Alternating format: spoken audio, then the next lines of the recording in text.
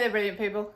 So today I'm going to talk about another myth and what that has to tell us about our intuition. And today I'm going to talk about one of my favorite myths. Yes, I'm back in the Arthurian myths, but today I'm actually going to talk about Arthur himself. So Arthur, I'm sure most people know the story, but Arthur was a king and he was married to Guinevere, his queen. Unfortunately, she did not seem to be able to have children.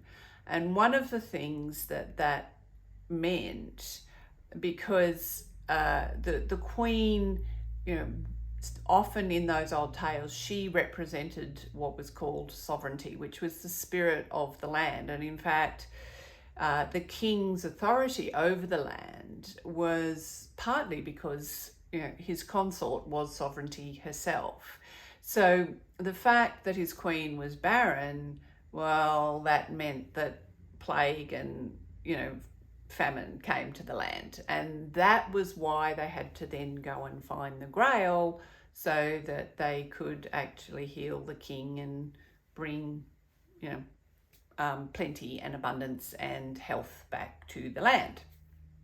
All right, so that's slightly a potted version of the myth, but what does this tell us about intuition? So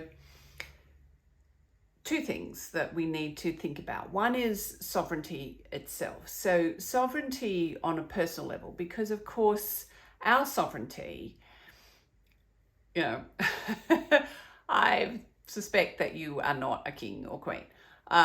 So how then can we be sovereignty? Well, we're still the sovereign or the ruler of our own life, of our own domain, so we are the person who rules over our own life.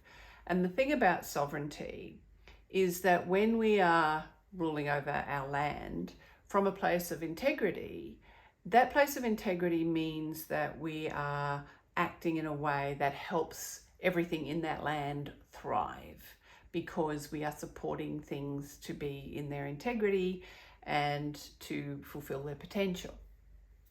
So that's actually one of the lessons that we can look at, because that tells us that, yeah, of course, intuition comes so much from who we really are. Of course, it works better when we are our own sovereign, when we are coming from that place of sovereignty or integrity, and we are holding that intention that, for ourselves to thrive and for all those who are in our life, that they will also thrive.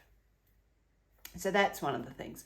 The other thing, so if we then think about the fact, King Arthur's relationship with his queen, with Guinevere, and she couldn't have a child. Well, we all know that Guinevere was, King Arthur was busy ruling the kingdom and Guinevere didn't have a child and she got a bit bored, and, there was Lancelot.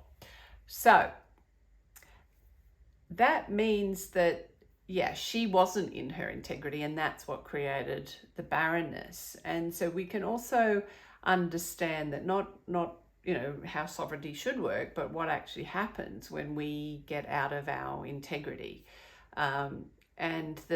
So what is that barrenness though? Well, it means that we can't co-create. Like when we get out of our integrity, and we can't really use our intuition to help us navigate and do that co-creation, because, I've talked about it before. Our intuition is very much working to help us be more of who we really are. So if we're not being who we really are,